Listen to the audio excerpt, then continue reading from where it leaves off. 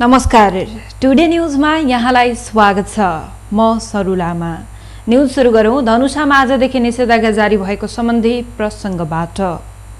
धनुषामा आज बिहान 6 बजेदेखि निषेधाज्ञा लागू भएको छ। प्रमुख जिल्लाधिकारी बन्धु प्रसाद वास्तुलाको अध्यक्षतामा केही दिन पहिला बसेको जिल्ला कोभिड-19 संकट व्यवस्थापन केन्द्रको बैठकबाट धनुषामा आजबाट निषेधाज्ञा लागू गरिएको निर्णय गरिएको थियो। त्यही निर्णय अनुसार आज बिहान 6 बजेदेखि वैशाख 31 गते राति 12 बजेसम्म निषेधाज्ञा जारी गरिएको छ। निषेधाज्ञा अवधिमा अति आवश्यक सेवा बाहेकका सबै सेवा बन्द गरिएको जनाइएको छ। धनुषा जिल्लामा सक्रिय संक्रमितको संख्या तीव्र गतिमा बढ्दै गएकाले संक्रमण फैलिन नदिन निषेधाज्ञा जारी गरिएको हो। त्यस्तै महोत्तरीमा भोलि बुधबारबाट निषेधाज्ञा लागू हुँदैछ। हाल देशको 42 वटा भन्दा बढी जिल्लामा निषेधाज्ञा जारी गरिएको छ। जनकपुरमा एक कोरोना संदिग्ध बिरामीको उपचार अभावमा छटपटिएर मृत्यु भएको छ। 5 दिनदेखि रुगाखोकी ज्वरो लागेका बटेश्वर गाउँपालिका 4 ससुरालीमा बस्दै आएका 45 वर्षीय लोकबहादुर परियारको उपचारको अभावमा छटपटिएर मृत्यु भएको हो। परियारलाई राति 8 बजे श्वास प्रश्वासमा समस्या भएपछि उपचारको लागि जनकपुर ल्याइएको थियो। पहिले प्रादेशिक अस्पतालको आइसोलेसनमा उपचारको लागि पुग्दा बेड खाली नरहेको भन्दै फर्काइएको थियो। त्यहाँबाट जनकपुरको अन्य केही अस्पतालहरूमा लगिएको थियो। कतै भर्ना नलिएपछि बाध्य भएर घर फर्किएपछि बटेश्वर बजारको आरपी मेडिकल हलमा पुग्दा मृत्यु भएको एम्बुलेन्स चालकले बताएका छन्। उनको अक्सिजनकै अभावमा मृत्यु भएको एम्बुलेन्स चालक रामबाबु महतोले बताएका छन्। जनकपुरको प्रादेशिक अस्पतालमा लग्दा भर्ना नलिएपछि अन्य अस्पतालहरूमा पनि लिएर जाँदा भर्ना नगरेपछि उनको मृत्यु भएको बताएका छन्। पहिले नै पैसा डिपोजिट गर्नुपर्ने भनेपछि बिरामीका आफन्तहरूले पैसा नभएको भन्दै घर फर्किन र बजारकै आरपी मेडिकलमा राखेपछि त्यही मृत्यु भएको एम्बुलेन्स चालक महतोले बताएका छन्। यता आरपी मेडिकल हलका सञ्चालक सुबोध शाहले फर्काएर ल्याइएपछि बिहानै बिरामीको मृत्यु भएको बताएको छ। अगाडिमा शव राखेर एम्बुलेन्स हिँडेको बताएका छन्। मृतकको शव अहिले आरपी मेडिकलको बाहिर रहेको छ। मृतकका आफन्त समेत शव त्यही छाडेर आफ्नो घर पुगेका छन्। आफन्त समेत छाडेर गएपछि अहिले बेवारिसी अवस्थामा शव त्यही रहेको छ।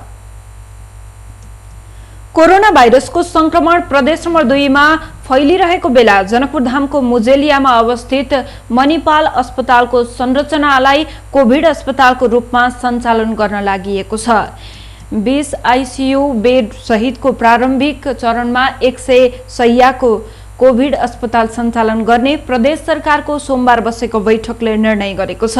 सरकारले 21 दिनभित्र अस्पताललाई सञ्चालनमा ल्याउन द्रुत मार्गबाट काम अगाडि बढाइएको छ। जीर्ण संरचनाको पुनर्निर्माण, पर्खाल लगाउने, अक्सिजन पाइप लगायतका कामहरू, झ्याल ढोका र मर्मत सम्भारलाई एकैसाथ अगाडि बढाउने मुख्यमन्त्री तथा मन्त्री परिषदको कार्यालयका सीडीई भगवान झाले बताउनु भएको छ। घना बस्ती भन्दा अलग रहेको सो संरचनालाई अस्पतालको रूपमा सञ्चालन गर्न गत वर्ष पनि तयारी गरिएको थियो, तर प्रयोगमा आउन सकेको थिएन। प्रदेश सरकारको मन्त्री परिषदले निर्णय गरी आपतकालीन प्रयोगमा ल्याउने निर्णय गरेसँगै काम अगाडि बढेको छ। संरचना निर्माण मुख्यमन्त्रीको कार्यालयले गर्ने र जनशक्तिको प्रबन्ध सामाजिक विकास मन्त्रालयले मिलाउने बताइएको छ। संरचनालाई अस्पतालको रूपमा प्रयोग गर्न सामाजिक विकास मन्त्री नवल किशोर शाह प्रारम्भदेखि नै प्रयासरत थिए। पोखरामा सञ्चालित मणिपाल मेडिकल कलेजले जनकपुर धाममा 3.5 शय्याको शिक्षण अस्पताल स्थापना गर्न गुठी संस्थानबाट जग्गा प्राप्त गरेको थियो। त्यस्ता केही संरचना निर्माण गरिए पनि हाल त्यसको व्यवस्था जीर्ण अवस्थामा रहेको छ। प्रदेश नम्बर 2 को अस्थायी राजधानी जनकपुर धाममा रहेको धनुषा जिल्लामा कोरोना भाइरसको सक्रिय संक्रमितको संख्या 500 नाघिसकेको छ। समुचित उपचारको सुविधा नहुँदा हुने खानेहरू उपचारका लागि सोझै काठमाडौँ जाने गरेका छन्। विपन्न र मध्यम वर्गीयहरूलाई सरकारले उपचारको समुचित प्रबन्ध नगरेको आरोप लाग्दै आइरहेको छ। संख्यात्मक रूपमा धनुषा जिल्ला अत्याधिक प्रभावित रहे पनि आतंकित हुनुपर्ने अवस्था नरहेको चिकित्सकहरूले बताएका छन्।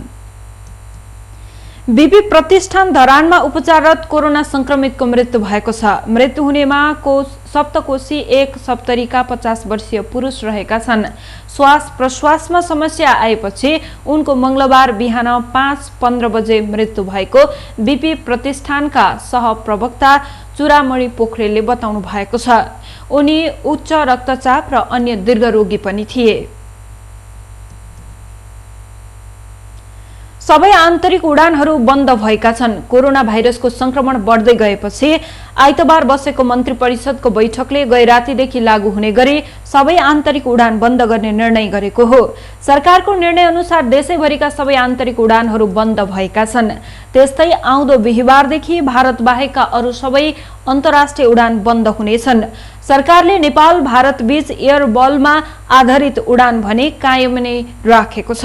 भारतसँगको उडान पनि संख्या घटाएर हप्तामा 2 वटा कायम गरेको छ। ती उडानबाट नेपाल आउँदा अनिवार्य 10 दिन सरकारले तोकेको होटल क्वारेन्टिनमा बस्नु पर्नेछ। श्रमिकहरूले आउँदो साउन 1 गतेदेखि 15,000 रुपैयाँ मासिक पारिश्रमिक पाउने भएका छन्। सरकारले न्यूनतम मासिक पारिश्रमिक 15,000 रुपैयाँ दिने गरी राजपत्रमा सूचना प्रकाशित गरेसँगै चिया बगानमा काम गर्ने बाहेकका श्रमिकले साउनदेखि 15,000 रुपैयाँ तलब पाउने भएका हुन्। नयाँ न्यूनतम पारिश्रमिकमा 9,385 आधारभूत पारिश्रमिक र 5,615 रुपैयाँ महँगी भत्ता छुट्याइएको छ। एक दिनको तलब 577 र 1 घण्टाको तलब 77 रुपैयाँ हुन आउँछ। दैनिक तलबमा 361 रुपैयाँ आधारभूत पारिश्रमिक र 216 रुपैयाँ महँगी भत्ता छुट्याइएको छ। 1 घण्टाको तलबमा 48 रुपैयाँ आधारभूत पारिश्रमिक र 29 रुपैयाँ महँगी भत्ता हुन आउँछ। यसअघि गएको शनिबार मात्रै प्रधानमन्त्री केपी शर्मा ओलीले श्रमिकको मासिक पारिश्रमिक बढाएर 15,000 रुपैयाँ पुर्याउने बताउनु भएको थियो। प्रदेश नम्बर 2 को दलित विकास समितिका उपाध्यक्ष रामप्रवेश बैठा विरुद्ध जनता समाजवादी पार्टीकी मधेस प्रदेश समिति सदस्य ललिता दासले गम्भीर आरोप लगाउँदै प्रहरीमा जाहेरी दर्ता गराएकी छन्। उपाध्यक्ष बैठा विरुद्ध इलाका प्रहरी कार्यालय लाहानमा नेत्री दासले अभद्र व्यवहार शीर्षकमा जाहेरी दर्ता गराएकी हुन्। उपाध्यक्ष बैठाले यौन प्रस्ताव राखेको र अस्वीकार गर्दा तथानाम गाली गलौज गरेको नेत्री दासको आरोप छ। उनी उपाध्यक्ष बैठालाई पक्राउ गरी कारबाही गर्न र दण्ड सजाय जरिवाना गरी मुनासिब क्षतिपूर्ति भराउन पनि माग गरेकी छन्। सर्लाहीको विष्णु गाउँपालिका 4 घर भएका 50 वर्षीय बैठाले 2077 चैत 9 गते राति 11 बजे फेसबुकमा मेसेज पठाएर कमेन्ट गरेर गाली गर्दा पति बीचको दाम्पत्य जीवन धरापमा परेको पनि उजुरीमा उल्लेख गरेकी छन्। उपाध्यक्ष बैठाले मुलुकी अपराध फौजदारी कार्यविधि संहिता ऐन 2074 को दफा 2 को परिच्छेद 5 सार्वजनिक हित स्वास्थ्य सुविधा र नैतिकता विरुद्ध कसुरको दफा 118 बमोजिम अभद्र व्यवहार गरेको दाबी नेत्री दासको छ। सिराहाको लहान नगरपालिका 1 भएकी दासले सोही ऐनको उपदफा 1 नम्बर बमोजिम दण्ड सजाय जरिवाना गरी मुनासिब क्षतिपूर्ति भराउन माग गरेकी छन्। अण्डाको मूल्य अहिलेसम्मकै उच्च भएको छ। रोगका कारण कुखुरा मरेर उत्पादन घटेपछि मूल्य बढेको हो। लागत मूल्य अत्याधिक बढेका कारण मूल्य बढे पनि उल्लेख्य मुनाफा नहुने कृषकको भनाइ छ। नेपाल अण्डा उत्पादक संघका केन्द्रीय उपाध्यक्ष किरण ओलीका अनुसार आजदेखि फार्ममा ठूलो अण्डा प्रति क्यारेट 370 रुपैयाँ र मिडियमको 340 रुपैयाँ पुगेको छ। यसअघिको मूल्यमा प्रति क्यारेट 30 रुपैयाँ वृद्धि गरिएको हो। ओलीको भनाइमा 4 वर्ष अघि अण्डाको मूल्य बढेर प्रति क्यारेट 365 रुपैयाँ पुगेको थियो। यसै वर्ष 2 महिना अघि पनि प्रति क्यारेट अण्डाको मूल्य 360 रुपैयाँ पुगेकोमा केही दिनपछि घटेको थियो। अहिले प्रदेश नम्बर 1 र 2 का केही ठाउँमा पानी परिरहेको मौसमविदले बताएका छन्। यी दुई प्रदेशमा बिहानैदेखि पानी पर्न सुरु भएको र अहिले बिस्तारै कम हुँदै गएको मौसमविद प्रतिभा मानन्दरले बताउनु भएको छ। अहिले प्रदेश 1 र 2 मा पूर्ण र बाँकी प्रदेशका पहाडी भूभागहरूमा मौसम सामान्य बदलिरहेको र दिउँसो पनि देशका धेरैजसो पहाडी भेगमा पानी पर्न सक्ने मौसमविद मानन्दरले बताउनु भएको छ। आज राति भने देशैभरि नै मेघगर्जन, चट्याङ र हावाहुरी सहितको पानी पर्ने सम्भावना छ। देशमा पश्चिमी न्यूनचापीय प्रणाली, न्यूनचापीय क्षेत्र तथा बंगालको खाडीमा बनेको जलवायुयुक्त हावाको प्रभाव रहेकाले आज र भोलि मौसम पूर्णदेखि आंशिक बदलिरही देशका धेरै ठाउँमा पानी पर्ने सम्भावना रहेको मौसमविद मानन्दरले बताउनु भएको छ। पर्सि भने देशका धेरै ठाउँमा ठूलो वर्षाको सम्भावना रहेको छ। देशका केही ठाउँमा फाटफुट्ट र केही ठाउँमा मध्यम वर्षा हुने मौसम पूर्वानुमान महाशाखाले अनुमान गरेको छ। अब अन्तर्राष्ट्रिय प्रसंग।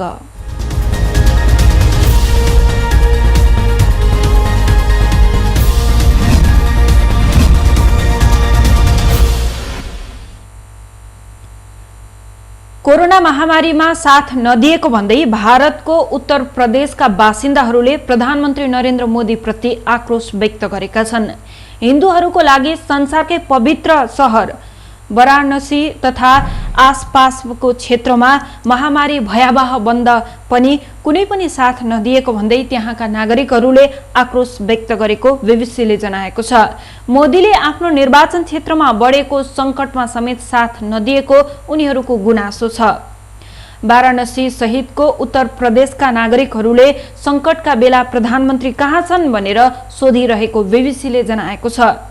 वाराणसी र आसपासमा अक्सिजन तथा अस्पतालमा शय्या अभाव भएको छ। कैयौं मानिस अक्सिजन अभावमा छटपटाइरहँदा पनि शय्या या अक्सिजनको व्यवस्था गर्न नसकिएको त्यहाँका अस्पतालहरूले जनाएका छन्। लकडाउन तथा प्रतिबन्धहरूका कारण अभावहरू झेल्दै गरेको र संक्रमण दर पनि नघटेको स्थानीय बासिन्दाहरूले बताएका छन्। भारतमा कोरोना संक्रमण पुष्टि हुनेको संख्या 2 करोड नागेको छ भने 2,22,000 भन्दा धेरैले ज्यान गुमाएका छन्। भारतको केन्द्रीय राजधानी दिल्लीका अधिकारीहरूले महामारी नियन्त्रणका लागि सेनासँग सहयोग मागेका छन्। अब खेल प्रसंग। Nepal super league NSL football अन्तर्गत आज बुटवल लुम्बिनी FC र काठमाडौँ रेजर्स खेल्दैछन्। त्रिपुरेश्वरमा रहेको दशरथ रंगशालामा हुने खेल बेलुकी 5:30 बजे सुरु हुनेछ। 3 खेलमा 5 अङ्क जोडेर तेस्रो स्थानमा रहेको बुटवल आज काठमाडौँलाई पराजित गर्न सकेमा शीर्ष स्थानमा उक्लिनेछ। बुटवलले पहिलो खेलमा पोखरालाई हराएको थियो। चितवन र विराटनगरसँग भने बराबरी खेलेको थियो। बुटवललाई पराजित गरेमा काठमाडौँ शीर्ष 2 भित्र उक्लिने भएको छ। काठमाडौँ 3 खेलमा 4 अङ्क जोडेर 5औं स्थानमा रहेको छ। पहिलो खेलमा ललितपुरलाई हराएको काठमाडौँ दोस्रो खेलमा धनगढीसँग पराजित भएको थियो। तेस्रो खेलमा काठमाडौँले पोखरासँग बराबरी खेलेको थियो।